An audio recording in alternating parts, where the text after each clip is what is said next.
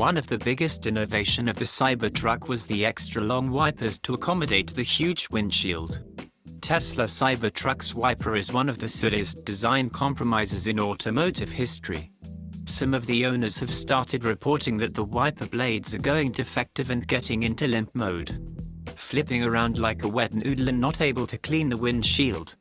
The problem is occurring in the upper part of the wiper, where there is no metal reinforcement and just the wiper blade. Because of this, it is flipping around as the wiper needs to overcome the airflow when it slides horizontally, which is no small feat, considering how big it is. Owners reported that these wipers are not even 6 months old, and already due for replacement. New wiper will reportedly cost $165 to replace. Tesla needs to look into the design of the wipers and do some iteration for extra reinforcement to the wipers.